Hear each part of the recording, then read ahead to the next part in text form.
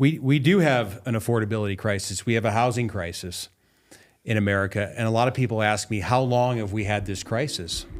Well, we've had this crisis since 1776, since this great country has been founded.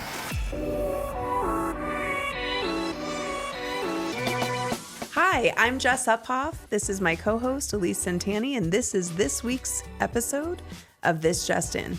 We've got a managing principal of DLP Capital. His name is Bo Parfet, and I'm so excited to talk to Bo. The first question, Bo, I'm burning to ask, do we have an affordability crisis in the United States? Talk to me. Yes, we do. Okay. And thank you for having me. It's fun to be Thanks here. for being here. Yeah, you bet. We're lucky to be in Colorado, so thank you for having me. We do have an affordability crisis. We have a housing crisis in America. And a lot of people ask me, how long have we had this crisis? Well, we've had this crisis since 1776, since this great country has been founded. There's always been an affordability crisis for housing in particular. And let's just unpack that a little bit. So right now, today, there's a shortage of about 5 million attainable housing units in America. There's a shortage. And in Colorado, it's easy to see, right? I mean, we hear it all the time. I mean, talk to someone who works at a restaurant, talk to a small entrepreneur, talk to someone who's a custodian at a high school or college, talk to people that are just, again, running small businesses. There's a housing affordability crisis in America. And one of the things that's driving that is fascinating. So one of the key things that's driving that is we really just don't have enough supply coming online fast enough. So I read this article, maybe this was 5 years ago, maybe it was 7 years ago. And this reporter was like, he was trying to blame everyone. Well, it's the real estate developer's fault, right? Maybe, or it's the real estate agent's fault, or it's the people it's all the suppliers of lumber and, metal and construction and these raw material costs. It's their fault. That's why housing is so expensive. It's actually not true. We need more supply, and it's really the solution is we need more supply. The real root cause or problem is when you go to your municipality, it takes so long to get the zoning permits and the building permits to get new product online, and people are fighting that. So people that don't want their town to grow, or let's go back to how we were. Not in my backyard. I don't like that we're growing this way. They get on the committees and they vote a lot down. So it's a real struggle to bring on new supply. And really the only people that are getting hurt are the single moms, the single dads, the hardworking folks in America that need a place to live that they can afford. And it's a shame, but at DLP Capital, we're doing our best to try to help it, try to solve that problem. How is DL Capital solving that problem? Can you give us an overview about how the business works and how you're resolving that problem? Yeah, you bet. So for those listening, they may have never heard of what an impact company is or an impact investment. So an impact company is, by definition, you have to do two things. The first one is you have to solve a problem in the world, okay? And the second thing is you have to make a financial return. And if you do both those things, then by definition, you're an impact company, or an impact investment. That's a tall order. You have to solve a problem in the world and make a profit. Yes. Yep. It's a tall order. It is. So at DLP, how we, can we back up a second? Because I think it's important to say. So I like to tell people that the two most important moments of your life are, number one, the moment you're born, and number two, the moment you know why. Okay? Wow. Isn't that awesome? Yes. Don't miss this. Okay? All right. So 40 years ago, there was a high school couple. They were 16 years old and they were madly in love. And as things happened, they got pregnant. She's pregnant. So if you can imagine being 16 years old, right, holding your boyfriend's hand or holding your girlfriend's hand and walk into history class down the hallway. Yeah. Can you hear the lockers slamming? Right? Yeah. Can you smell that smell still? Yeah. Yeah. Your mom's real mad at you. Yeah. And the world's a tough place. So you know what people were saying, right? Yeah. Psst, there they go. They're throwing their life away. They're 16. What are they doing? Right? I mean, they heard that. They heard that all the time. And, as many people know, kids are expensive, so they had to drop out of high school and go get jobs. Well, what kind of job can you get when you're 16 or 17 years old? A waitress. Yeah. So this family really struggled, and they moved 37 times by the time that little baby boy was 17 years old. Whoa. And that's sad. I feel like emotion coming up now. And just the struggle that they went through was just terrible. Yeah. And this isn't unlike many other millions of Americans are constantly moving all the time for the same reason, because of affordability. And if this family could move and save $20 a month in rent, they'd move. Yeah. Right. So this is that little boy is the CEO of DLP Capital. This is the story of DLP. This is our why. Wow. And we don't want any other kid in America, any other family, any other person in America to go through the pain that he went through as a kid. So that's our why. We want to solve this attainable housing crisis. Okay? Isn't that a cool story? It is a really cool Yeah. story. Yeah. How old was this person when he started DLP? He was about 23 years old. Wow. And he started off as a real estate agent. And I think he started at the worst time right, in the market. Yeah. And he's a builder. And he, at 17, by the way, he had to move out. He moved out because, hey, they had other children and there was only so much to go around. So to his credit, he moved out to take some pressure off his family, and he felt that he could kind of make a go of it. And, he did all sorts of different jobs, but his first job was a real estate agent. Wow. And he started off, I think he sold 20 or 30 homes his first year. And then by his second year or third year, he was selling hundreds of homes. And then very quickly, he was selling thousands of homes. Wow. And had a team of, 30, 40, 50 people. Wow. And then he realized, well, wait a minute, it's hard to get a loan. It's hard to get a loan to buy all these houses very quickly because the banks move really slowly. So he said, hey, I'll start making, really quick loans to people that I know that are doing the same thing I'm doing, right? Just flipping a house in 30 days or in 90 days. And so then he started this kind of lending business. Wow. And then he wanted the rehabs to go faster. So he started a construction company. And he didn't like how the title companies were moving so slow. So he started a title company. And then he started, morphed into developing real estate. And now we have debt funds and equity funds. So to circle back to your original question, when you're trying to solve a problem that's so big, like the attainable housing crisis, it's like you can't do it alone. Mm-hmm. It's like whoever cured polio, I'm sure or cancer, it's not one man or woman in their garage or in a lab tinkering with some test, tubes or whatever, right? It takes a team. Yeah. It takes a lot of people. So we try to solve it DLP is an owner, operator, and developer ourselves, but then we also provide debt and equity to, call it 100 other real estate operators that have the same mission we do. We want to help them.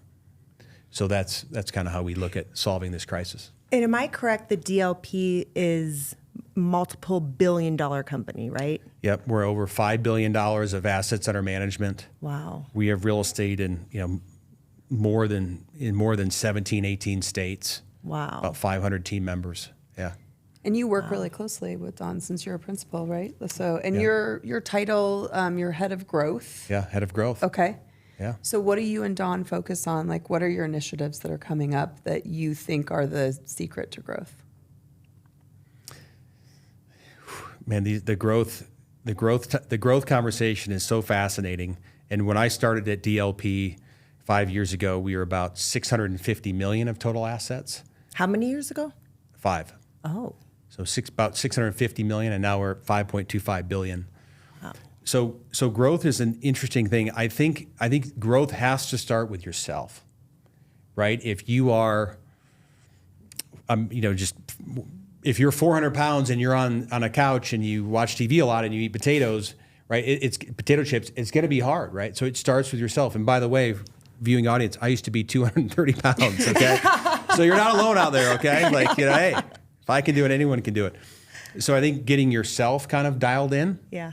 Right, and both from a health standpoint and all the things that you can do to help yourself just be mentally and physically and emotionally strong. So that's important, okay? And one of the core values at DLP we have is something called living fully. And we encourage people to live fully, chase their dreams, right? Go to Europe, go on that vacation, go live wherever you want to live, and do what you can do. So that's a big piece, is yourself. And then the second thing is to go back to what I said before, the two most important moments of your life, the moment you're born and the moment you know why. We tend to attract people at DLP that are mission focused, that want to solve this crisis. And when you're doing something bigger than yourself, you have more energy than you can possibly imagine. So that's a big part of our growth is we've attracted, our culture attracts people that are gung-ho. And we're emailing on the weekends or late at night, not because we have to, it's because we want to. Mm-hmm. So that's a big one.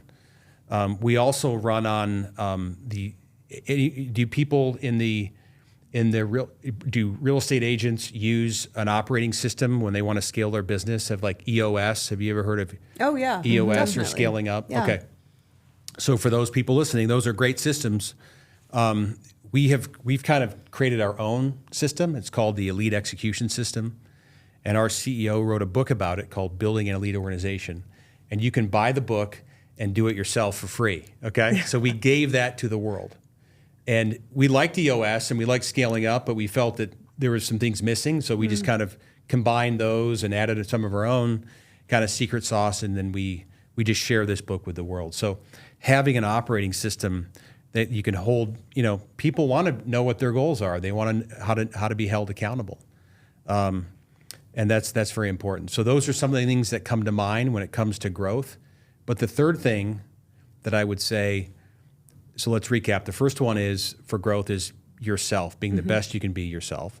The second one is, do I work at a company, either my company or a company I'm working for, that's solving a problem or has a really cool culture that's supportive that I'd like going to, right? That's key. If if that doesn't happen, you're not going to be happy, right? It's going to be hard to grow your company.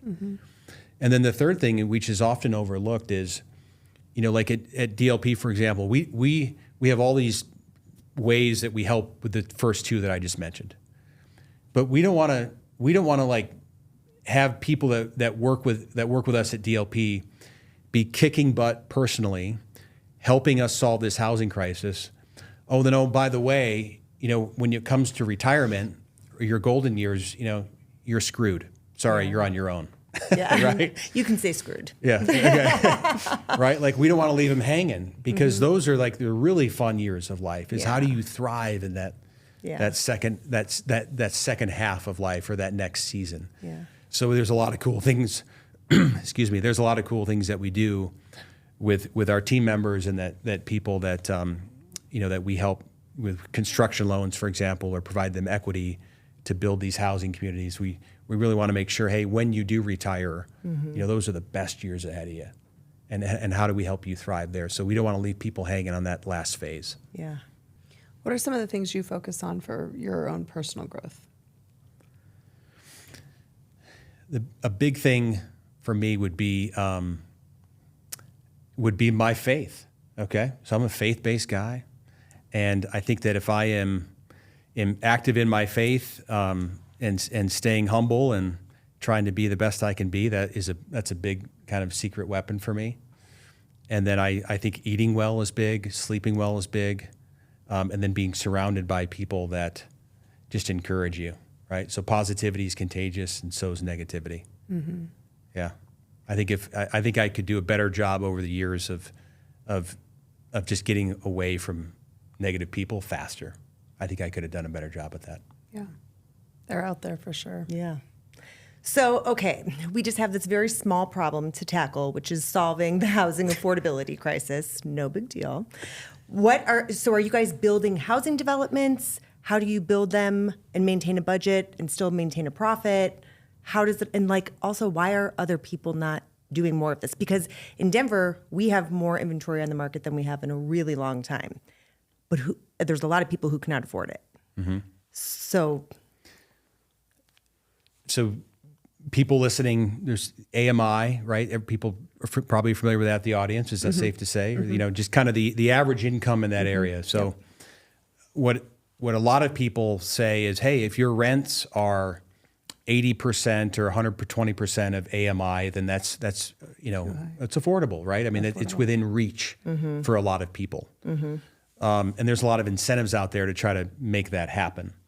I do want to make one distinction. Section 8, so where the government's paying your rent, that is a different asset class. That's a different animal. That's an area that we don't do. So what we focus on is something called NOAH, so naturally occurring attainable housing. Okay. So for the people who make more money than they Section can to 8. afford for Section 8, but not enough money to actually afford a $600,000 house, let's say. Yep, that's correct. And the gap between home ownership, your mortgage payment and your rental payment is, I think it's like one of the widest in human history.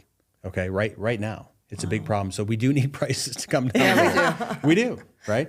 We need more supply too. So one of the ways that I think DLP does a really good job of is, and for anyone listening out there that's trying to buy a rental home, right out there, so please take a note of this, is just buying at finding those really good deals. So buying out of bankruptcy or from a special receiver or servicer where a bank's taken over, those are really good places to buy.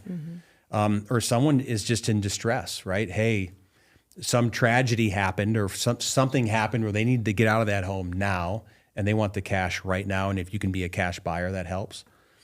So that's something that all those things DLP does a really good job of. So we have to be super disciplined at the basis that we buy, because we want to keep the rents and we even go lower than that 80%. We try to keep the rents at 30% of AMI or lower. Okay. And on average, our portfolio, I think the last I heard was, I think we're at like 20, just call it 25% of AMI. Wow. So it's very affordable. We don't want people to have to choose between groceries or taking their sick kid to the hospital that has an ear infection, right? My car's broken down or I have a sick kid. We don't want people to have those type of struggles. Yeah. So that we focus on that 30% or less of AMI, but buying right is key. Relationships are key. We will often not be the highest bidder on things, but they know that we can close and that we'll do, that we can close quickly. And all of them are rentals. You're not helping people buy homes. You're giving people an affordable place to rent. Yep. And then we also like scale. Okay. So what is it? So there's apartments, for example, right? So we'll buy existing apartments. We'll build existing apartments, but we're all 200 or larger. We'll also build 200 single family homes where the whole community is for rent. Okay. Build for rent. Or we'll do 200 townhomes, or 200 duplexes, right? So all those different types of styles, if you will, are something that are things that we do. Either we do ourselves or we help others do. Are you buying from builders that have too much inventory right now? Like whole neighborhoods? Because I know there's some of that going on. Do you do that? If for the right price, absolutely we would. Yeah. Yeah. Fascinating. Yeah. How do you control your rent prices increasing when everything else is increasing? Like, do you cap them or what do you do? So we have a self mandate that our rents won't go above 30% of AMI. So that's huge. Yeah. Because For anyone that listening, number that's a doesn't huge change either. It very changes often. a little bit as inflation and people's salaries grow. Yeah. Yeah. We can kind of grow the rents, Yeah. along the in congruence with the CPI. Yep, it's a good question. How did you get into this? So this is a great thing for, I think, people. Maybe you can relate to this, audience. So before I joined DLP, I was pretty focused at that point in my life on making money. Right, I was pretty focused on it. And I was letting other things go by the wayside. As I mentioned before, right, weighed 230 pounds. Yeah. Right.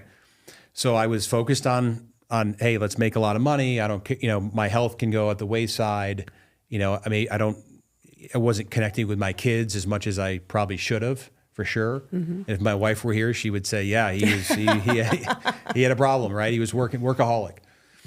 And and then, and I was an entrepreneur, so I've had some big successes and big failures. Yeah.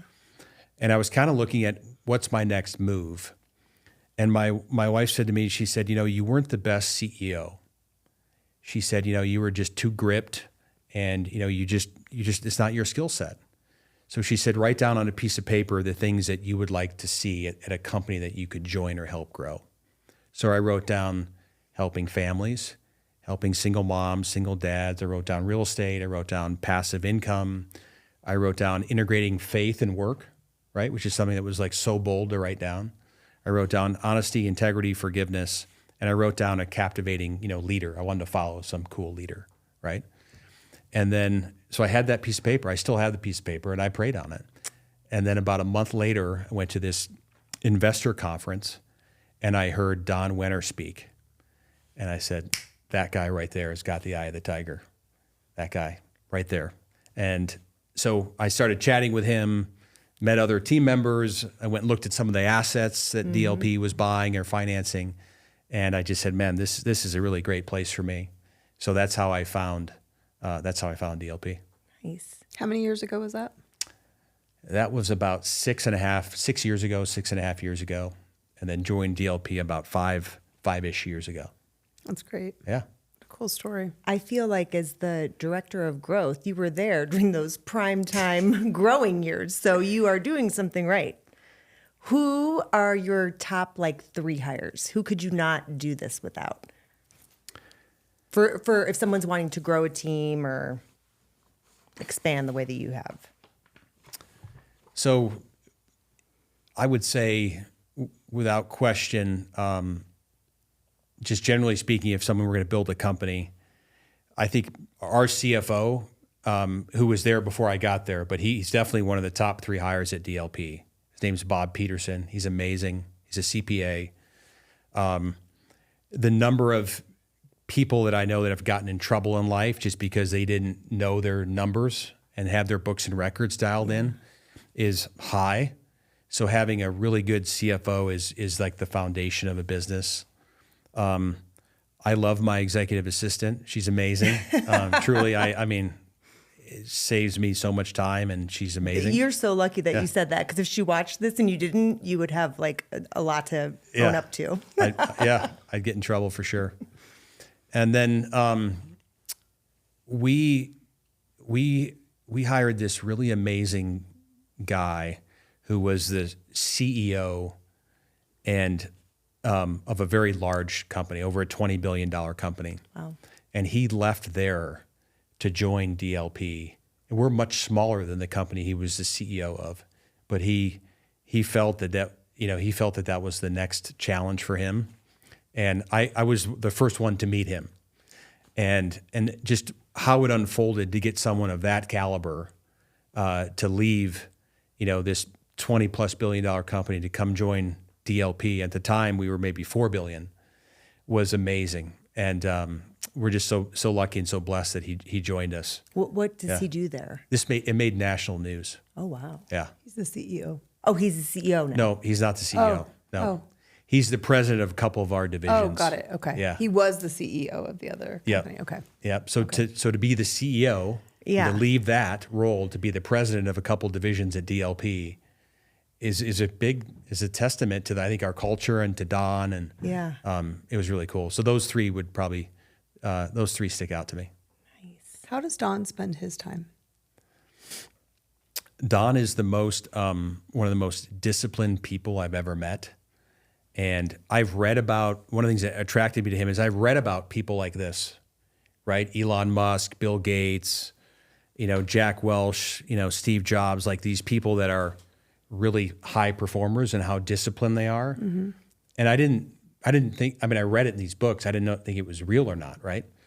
But then it really is. Like when you see he does a whole talk on how he schedules things. And it's fascinating. So if I called him right now, there's no way he would answer. There's just no way, because it's not scheduled. Yeah. Now, if I called and said SOS, SOS, that's a separate thing. Yeah. But he's disciplined, and he would say that he's the most free person, one of the more free people in the world, because discipline sets you free. So that's what he would say. And then we teach that system at DLP. And then we also teach the elite execution system, that system that I talked about before, to people that borrow capital from us, real estate developers that are trying to grow. So I would say that, so to land the plane on this, before I joined DLP, I was just making a living. Now I'm making a life. Yeah. That cool? Yeah, that's very cool. What advice would you have for somebody that doesn't know their why? I'm always a big fan of just going on a pilgrimage, going and doing something that scares you a little bit. So, yeah. Such as climbing Mount Everest. Yeah. Yeah. Should we touch on that Yeah, for a second? Yeah. we'll switch gears. So Okay. tell us about your recent trip. So I just summited Mount Everest in May of this year from the north side. Isn't that cool? It's so cool. Okay. Yes. It's so cool. What's even more cool, I think, is 18 years ago, I summited Mount Everest from Nepal. And most people hear about Mount Everest from Nepal. So you go through the Khumbu ice fall. So those are the people on the ladders. You ever seen the famous photos or movies? And the Sir Edmund Hillary and Tenzing Norgay were the first ones to climb Mount Everest from Nepal. So 99% or 97%, most of the people climb Everest from Nepal, because that's the famous side. So 18 years ago, I was lucky enough to stand on top of Mount Everest. And when I was up there, the oxygen, this isn't like a scuba tank where it's a closed system, okay? This is an open system, so air is still coming in, okay? And some people, they say to you, this isn't, you're still really feeling it. It's still very difficult. And a lot of people, you have to take it off to eat and drink. And if it's real windy, the wind will blow away the oxygen away, so you can't suck it in as fast. So people get in real trouble. I mean, there's 5 or 10% of people die on Everest. I mean, there's bodies all over the place. So, but people will say, hey, people hallucinate, and people see things, and if you get low on oxygen, or maybe your mask doesn't fit right, people get loopy and they get in real trouble. So I'm on top of Mount Everest, and I'm just staring at the way that I came up.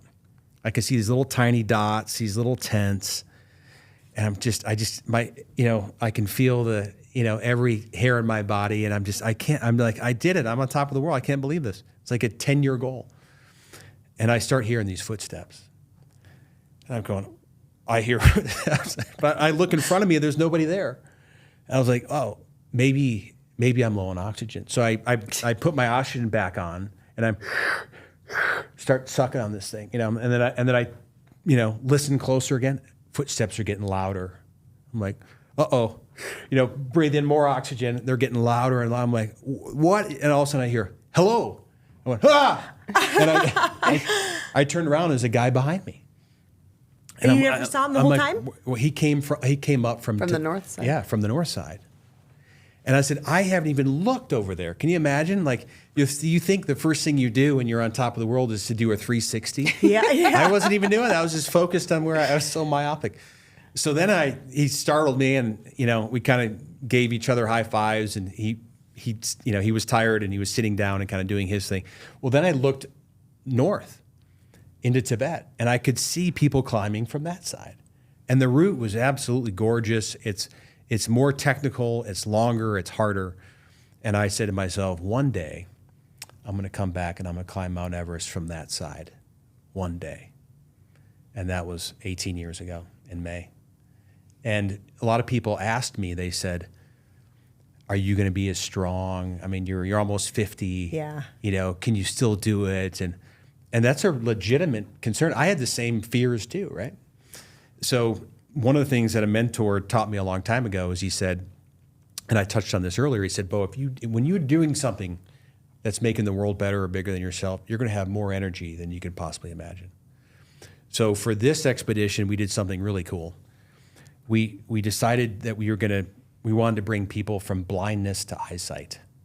Okay? So there's 1 billion people on the planet. 1 billion. Okay? It's not a typo. Okay? That are totally blind, or they can barely see. Wow. And most That's of crazy. those cases, for a simple cataract surgery can see again. Whoa. Okay. That is wild. Yep. So we can unpack this a little bit. So the goal was, hey, let's just bring 5,000 people from blindness to eyesight. Let's do it. Okay. And the world is beautiful, right? And we're giving them more than their eyesight back, right? We're giving them an opportunity to get a job, Yes. to provide for their family, right? To get their self-confidence back, take care of mom and dad or their kids. So most of the billion people are in Asia, Central America, South America. So I made this video, and I was saying to my wife, like, hey, do you think this is going to work? Like, you think people are going to hook onto this? And she was like, maybe, yeah, try it. So we made this video, and for basically, depending on the country and the model, for anywhere from $5 to say $50, you can give somebody their eyesight back with this cataract surgery. Oh my God. And it took off like wildfire. So we brought thousands and thousands of people. There's people still making donations. And we partnered with this amazing company called See International, See like your eyeball. And they do the surgeries. So they're the nonprofit. So there's two models. One is you find an ophthalmologist in the U.S., and there's lots of them that one of them just volunteer their time. And they'll travel internationally and they'll do the surgeries. And your tax deductible donation goes to the materials, just the medical materials for the cataracts. We should, again, $5 to $50. Yeah. The other model is, hey, let's go in and train the eye doctors, right? How to do the surgeries, sorry. And they're already there, and then the materials there are even cheaper than bringing them from the U.S. Okay, so that's kind of the range, and we do both. So we have a goal as a family to bring 100,000 people from blindness to eyesight, and we're at about probably 56,000. That's amazing. So we're making our way. That is amazing. Yeah. What a cool thing to do. That's great. Yeah, thank you. Were you alone when you were climbing Mount Everest? No. So great question. I was with people on my team. Okay. Everyone got their own Sherpa. Okay. And it's you and a Sherpa, and you're a team, and you can climb at your own pace. And It's like a guide, the Sherpa. yeah, Okay. the Sherpas are amazing. Okay. And I can't say that enough. The Sherpas are amazing people. Well, they must. I mean, they do this. They just It do that sounds all weird to day, say, every day? Yeah, but it's like, so do you just climb Mount Everest like once a week? You know what I mean? Like, They've that's got to so be in baffling to amazing me. shape, right? They are. They're Yeah. incredibly nice people. They're like superhuman strength. Yeah. And the history, I think it was 1953. I'm sure someone can fact check me, but I think it was 1953 that Sir Edmund Hillary and Tenzing Norgay climbed Mount Everest. Well, they had 400 to 500 people helping them with this expedition. So since the very beginning of high altitude mountaineering, there's hundreds and hundreds of people that are helping. Yeah. These are the Sherpas. These are the porters, right? These are cooks and, people that can help out. Yeah. And they're just from all the villages. And that's what they did when they first climbed Mount Everest. And that's what largely is still happening today. We need less people today, but that local expertise and that local help is just key to success. Was your wife and kids kind of freaking out? Like, be careful. They weren't freaking out, but because I'm a climber, right? They know that I've been doing this for so long, but they were concerned and they wanted me to check in with them. And, and when you climb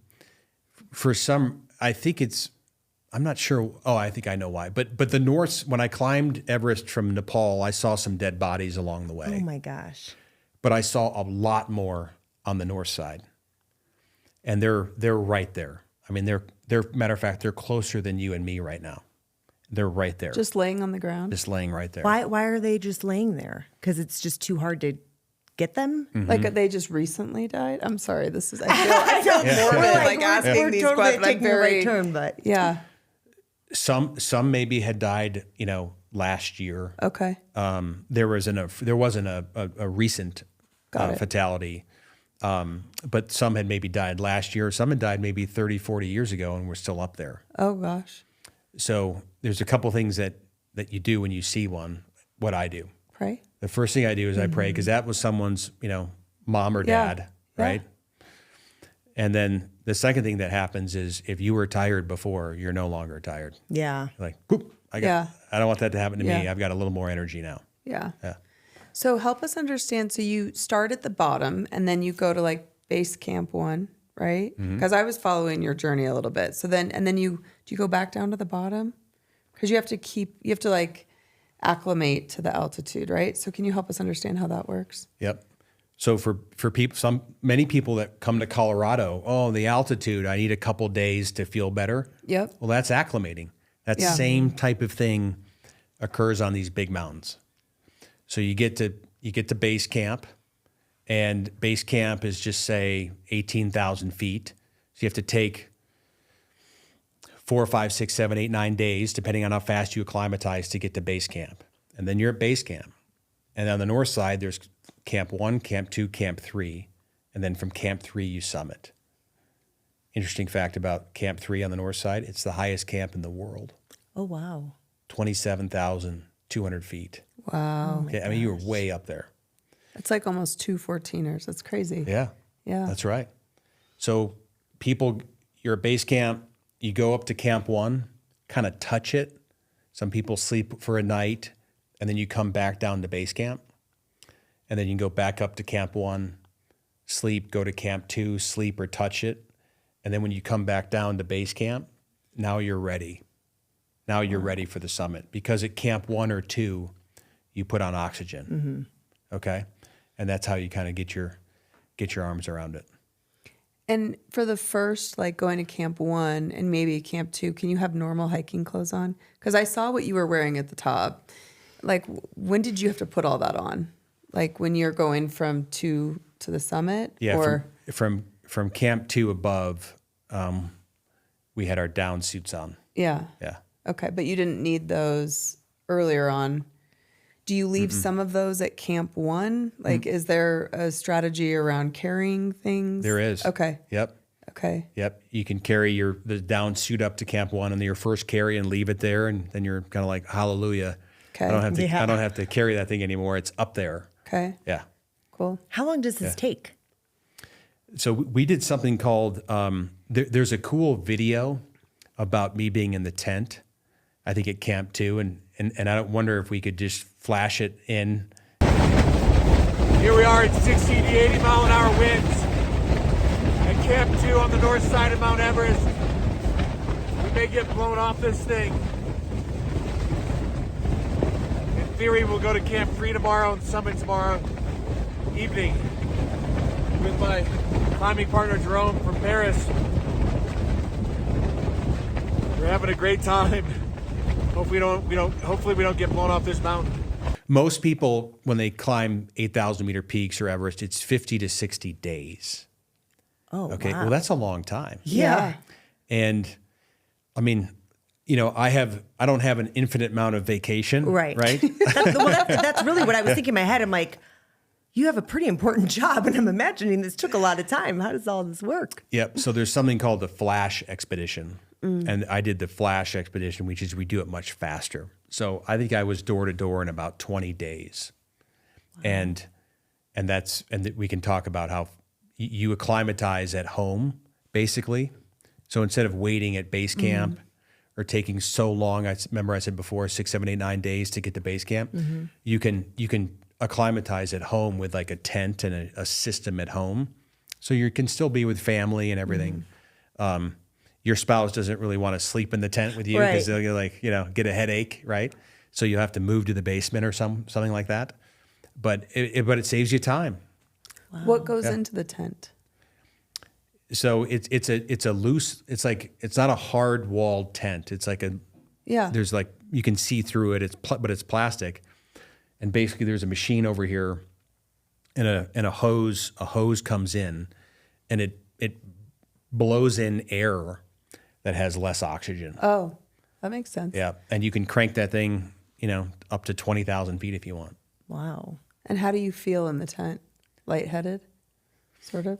Yeah, you start off at like 8,000 feet above sea level, And you're like, well, that's not too bad. Well, Breckenridge or Vale's, Yeah. that's right. So you start off at 8, 9, and you go to 10, and there's a whole system that they have. And then you kind of peak out at 18 or 20,000 feet. You do a couple nights there, and it's uncomfortable. It's really uncomfortable. You're kind of not quite sleeping. You're kind of muscling through the nights. And then you get off it for about, I think it's a week before you go, and you can kind of regain your energy back. Yeah. But it helps. I mean, it saves time. Do you look back on this like, oh my God, I did that twice? Because I'm totally impressed. I mean, the thought, like when you said the first time that you went and you were at the top and you thought, I'm going to do it again, but the harder way, I would be thinking, I am never doing this again. Get me home. This is, I mean, I'm sure it was beautiful and rewarding, but like one and done kind of thing, you know? And you did this twice. Yeah. So there are many people that will do like the 7 summits. Okay. So the tallest mountain on each continent. Or they'll come and do a couple of 14ers in Colorado. And they scratch that itch and they're done. And that's okay. Yeah. Well, remember I said this, I love this. My mentor taught me this. We're here to enjoy people's journey, right? And not judge it. Yeah. So I love people that do that. Yeah. Hey, go scratch the itch. Go run one marathon. Hey, I want to run marathon. Yeah. Go do it. Okay. Right. So there's that kind of group of people. And then another group would be, hey, I want to do this somewhat more often, right? Somewhat maybe every other year I want to do something. And then there's people that the next group is people that get really into it and they're hooked. Yeah. Right? Like the people that love to fish or scuba dive. So I'm hooked. You know, I'm absolutely addicted to it. I love it. I'm already thinking about where I'm going next year. Really? Yeah. Where do you think you're going to go? I'm gonna go down and climb and ski the 2 tallest mountains in Chile or Argentina. Ooh, that would be really cool. I'm gonna do both. I just have to figure out which country I want to go to first. Did you have any epiphanies at the top of this one? Like up on this summit? Any really cool thoughts that came to you? It feels like you should be closer to God. So Yeah. right? Did anything come to you? Yeah, just a lot. I was as strong, if not stronger, than I was 18 years ago, which was a big one. So I felt a lot of gratitude. I also felt incredibly free and more liberated because we already won, right? We already brought thousands and thousands of people from blindness to eyesight. So I just felt when 18 years ago I was gripped. You know, I was still pretty gripped when I look back at it. And, you know, because I was still trying to figure out who I was, right? And at the top on this time, I felt like peace, gratitude, joy. I trained just I didn't overtrain. It was amazing. It was incredibly windy. I was hoping I could call my family and make a couple phone calls. But it was really cold and really windy. And when we got down to base camp, this guy, I saw him as he was coming down, and we were together for a couple of hours, and he kept kind of going like this with his hands, like hitting himself in the chest. And I was like, is he listening to music? Is he kind of like bopping to the beat? Yeah. I'm like, what is he doing? I'm like, oh, his hands are cold.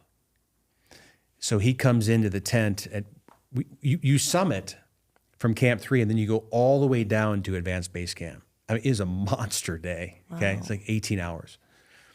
And he takes his gloves off, and his fingertips are black. And he goes, do you think this is going to be a problem? Like, it's going to be a big problem. You know, he's going to lose his fingers. Oh, yeah. Oh, wow. Yeah, from here up. Some of them were brown, but some of them were black. So it was not good. So that's why he was. Okay. How do you not have that happen? Like wrong gloves or? He wasn't wearing isotoners, obviously. Yeah. Do you get cold hands easily? Mm-hmm. Uh-huh. I do. You do? Mm-hmm. Okay. Do you? All the time. Okay. So some people don't, right? Some people have really good circulation. So you would be at a high risk for frostbite, and you would have to have tons of hand warmers, an inner glove and then the big fat outer glove. Mm-hmm. You'd have to have good hand management. Like anytime your hands are above your heart, it's harder to get blood up there. So you'd have to climb a certain way. I mean, it would be a whole thing that you'd have to manage around. Wow. How much of the climbing is like vertical and how much of it is horizontal? So mountaineering means that you kind of are a jack of all trades, but a master of none. So a good mountaineer you can do anything. You can rock climb, you can ice climb, you can do mixed climbing, you can do dry tooling, you can do scrambling. You're good kind of glacier travel and camping, right? So a mountaineer can kind of do everything. So I climbed K2, which is arguably the most dangerous mountain in the world, where it has a 25% death rate. So K2 and Everest are different sports. You know, your first move up K2, which is in Pakistan, your first move is, you know, your hands going up, right? Like, boom, for 2 miles up. I mean, it's a huge, steep peak. Everest is in the north. I'll just talk about the north side. It's steeper than the south, but there are long sections where, you know, it's a glacier on a steep slope, and you're kind of hiking up a glacier, right? With an ice axe roped together because you don't want to fall in a crevasse. You got crampons on. I mean, it's technical. It's not like you can't just hang out. And then there are sections that are vertical climbing, and you need both your hands and feet. And You and I would be the dead bodies. Oh, for sure. 100%. I wouldn't even make it to base camp 1. I'd be like, I'm just like sitting here listening to everything that comes out of your mouth. And I'm thinking, who is this guy? You're so charitable. You're working to change the world. You're helping the housing crisis. You're climbing the tallest, scariest, people everybody have dies on a eyesight. mountain. Yes, like giving people eyesight. What's next? Like, what is there anything that you've ever, I'm sure you've started a lot of companies, I'm sure, and I'm not talking about that, but like, have you failed a lot? And what's next? Like, what's your next goal? I feel like you will accomplish whatever you decide to put your mind to. okay, so let's unpack this one. Okay, so let's get serious. Okay, Yeah. You guys ready to get serious? Yes. So remember, I talked about that third phase of growth. Is kind of what is your, you know, like your legacy, that second half of your life. Yeah. So one of the cool things that made me just take off in life, and if you're listening to this, I hope you do it too. So here's the gap right now, a big gap in the world, in society. So let's say you and me, okay, Jess, you and I we're 100 years old. Okay, we're sitting on a park bench. And I say, hey, how did your life turn out? And you'd say, Bo, it was terrific. It was fabulous. I had the best life, right? We're both 100. And I said, well, so tell me a few things that made it awesome. Tell me some things, you know? So name one thing. If you're 100 and you were to look back on your life and your life just, oh man. Does one thing come to mind? Yeah, I raised an amazing family. Boom. Yeah. I raised an amazing family. I love that one. You want to jump in here? What would you say? Want to add to it? I mean, for sure, my kids, 100% my kids. Yeah, your kids are thriving. Yes. Yeah. Awesome. That is my goal in life, is I want to see my kids be successful, happy people that are good people and contribute to society. I love that. Connected to God. I think that one's a huge one, right? Yeah. Like Yeah. continuing to grow in your faith. And Yep. Yep. Yep, for sure. That's a great one. Okay. Yeah. And maybe some people out there would say, hey, I'm spiritual, or I meditated, and all good, right? Yeah. We're here to enjoy people's journey. Go ahead. And another one come to mind? I want to see a lot of the world. I want to be very well traveled. I want to be happy. You know, I want to just know, like, I did all the things I wanted to do. I had a lot of fun along the way. I learned a lot of lessons, but I enjoyed my time on Earth. I always come back to that. Like, we're never going to get these days back. So spend your time with the people who you want to be with, doing things that make you happy. I love that. Okay. So I love all these things. We're going to add another one? No, I was just going to say, like, if I'm on that park bench at 100, I want to know how I impacted the world, for sure. Yeah. Like that, I think if that's missing, you look back and you have regret, Yeah. right? Yep. Yeah. Okay. I love all these things, right? So, and if by the way, if we kept going, right, we would add more to this list, right? So we're just, in the interest of our viewers and trying to be, but this is really good stuff, and I think people are locked in here. So some other ones that people would add, right, is I had my health, right? Yeah. We had our health. I love that you said impact. I love that we said, hey, that our kids are thriving, good families. You know, you could say, hey, I had a great marriage, happy marriage. Yeah. Okay. Yeah. Some people say I honored and respected my parents, right, and supported them, you know, as they transitioned to, you know, to heaven, right. So those are some things. The key thing, what we're saying here, everybody, these are the key things that make up your life, right? So you ready for this one? Mm-hmm. So then this is the same thing happened to me. So then somebody says to me, okay, Bo, you got your phone right there, right? Well, just pull. These are the most important things in your life, right, Bo? Yes, they are. Yes. Well, you got your phone right there. Well, just pull up. Show me your plan. I'm sure you have a plan to make this happen. Just right here. Just show me on your phone the written plan. Let me pull up my notes tab real quick. Yeah. Nobody has. I shouldn't say nobody. Very, very few people on earth have this written down. Yeah. And yet this is key. So, hey, if I want to become a real estate agent, I know what to do. I can go take the test. I can get some training. Hey, I want to be a doctor. I know where to go. I want to be an accountant. I know what to do. I want to be a landscape architect. I know where to go. Where do we go to thrive in this for our legacy, for this second half of our life? Where do we go? And that's the problem. There's very few places to go to do this, right? To help us kind of get through this piece, right? There's like the second half of our life or the next season of life. So one of the cool things you asked, where does all this come from, right? Mm-hmm. Where does this come from? Well, it was unlocked because we all have it. I'm no different than anybody else. It was just unlocked for me because there's a program. This is why I love DLP so much, is because we have a program at DLP that walks you through how to do this. And you actually write it down. So I listed one goal is to bring 100,000 people from blindness to eyesight. I'll just list one more just to add some color. So we decided, hey, this was about 20 years ago. We just kept reading about how tough it is in Africa, right? So Africa is a tough place to live and grow up, right? There's obviously beautiful parts to it, and there's wonderful people there, right? But there's some real tough parts to it. So we said, hey, we want to do something about it. So we created a doctor, one doctor in Africa. We paid for their medical school. It was $6,000 at the time. Oh my gosh. $6,000. That was it. Wow. And I found this organization. You could kind of target, an engineer or a doctor or whatever. So we wanted a doctor, and we wanted obviously trying to get ER doctors who are saving lives. So fast forward, we have 10 doctors now. One's actually died. It's a longer story, so we've got 9. And they save lives every day. So I track. I talk to them once or twice a year, and I have my sheet, and I track how many lives did you save. And to date, we've saved over 400,000 lives. We just did it, right? And we had other people that chipped in. It wasn't just our family, it was other families.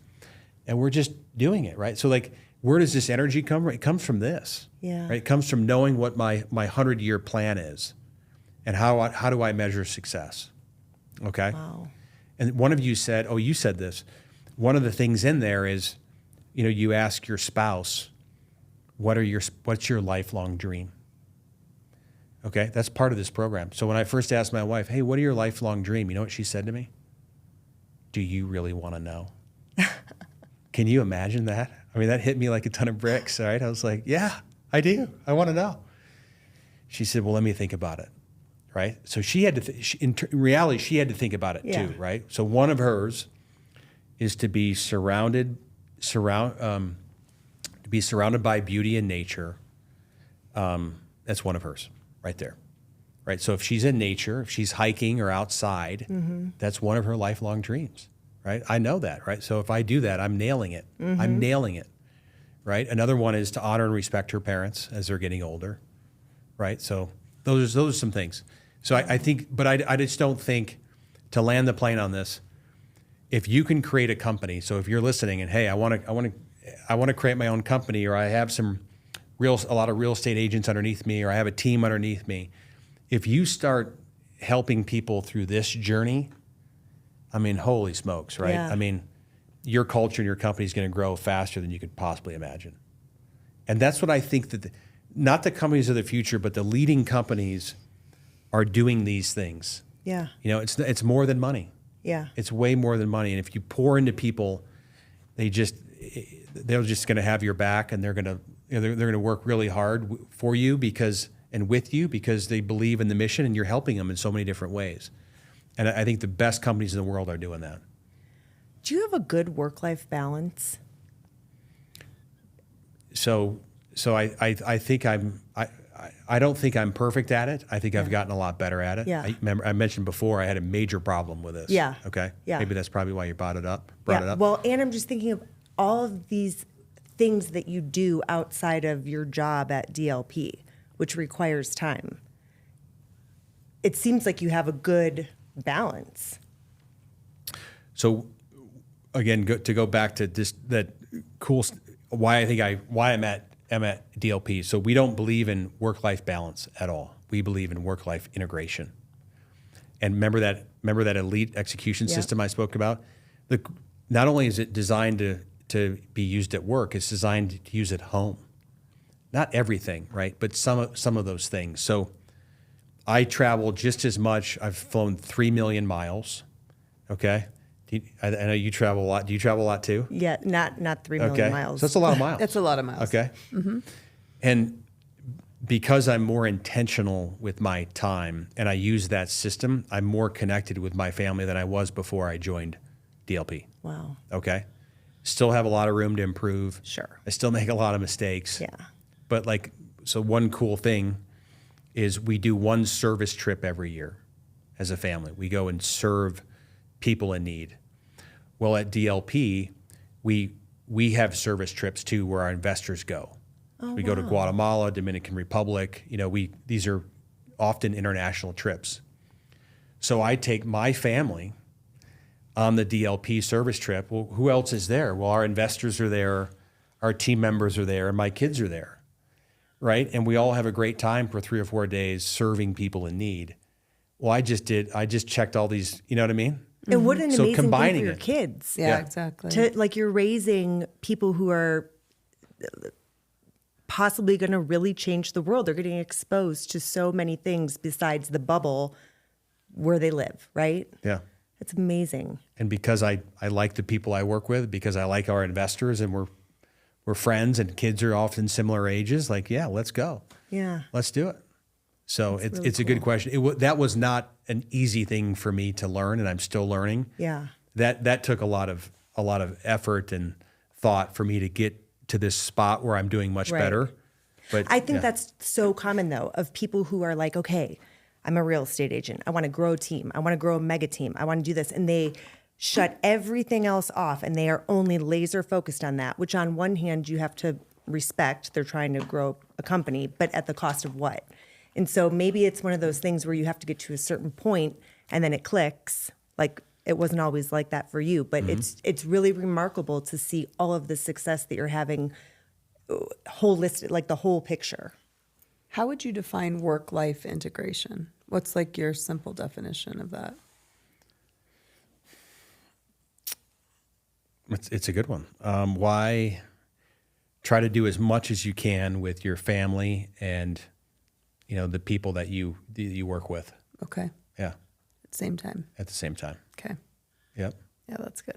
I like that. I mean, I feel like I have a lot of work to do. It's Bill, really cool. You're so inspiring. Well, thanks. Bo, how do people find you? On the top of Mount Everest? Yeah. That's on the top of a mountain. They could always reach out to me at, I'm on, just call, they could email me at my, bo.parfet@dlpcapital.com. They could call me at DLP, right? At the DLP, they could give me a call. I'm happy to. I have a lot of people reach out to me for different things and ideas. So I really enjoy doing it. It goes back to my 100-year plan, and one of those is to help people fulfill their dreams. So I actually like talking about that stuff and helping people. So That's cool. Yeah, thank you for asking. That's cool. All right. Well, thanks for tuning in with us today, and so grateful to have the opportunity to talk to Bo Parfet. Please like and subscribe our podcast. Thanks for coming.